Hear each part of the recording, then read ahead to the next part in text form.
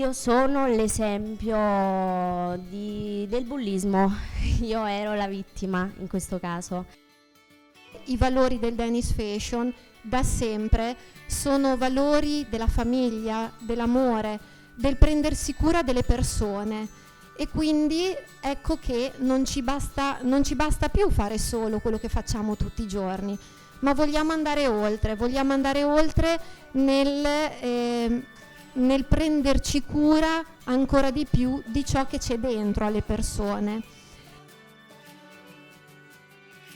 E soprattutto questi bambini, ovviamente non essendo bambini vocali, ma magari utilizzano altri strumenti di comunicazione, quali magari i segni, magari le PECS.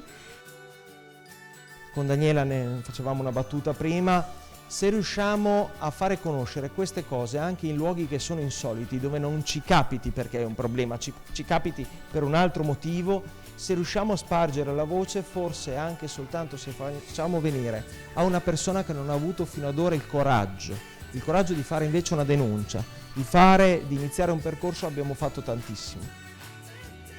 Non esiste il male, esiste la mancanza di empatia, e nella mancanza di empatia arriva il male.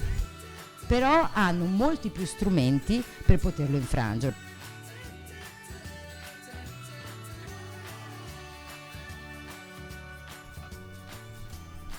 Ciao, buonasera a tutti. Anche io sostengo Fuori la Voce. Ma la violenza sulle donne non è solo questo.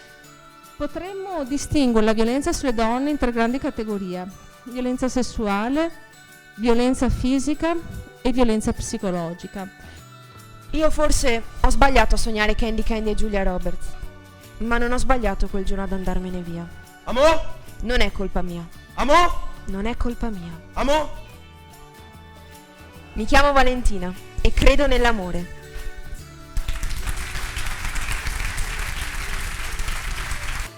Che tipo di bullismo era quello nei miei confronti?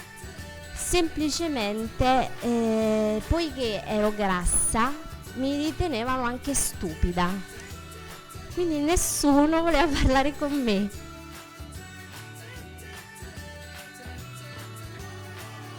Che ricordatevi che l'amore è un dono. E quello che uno offre senza aspettarsi niente in ritorno, ricambio.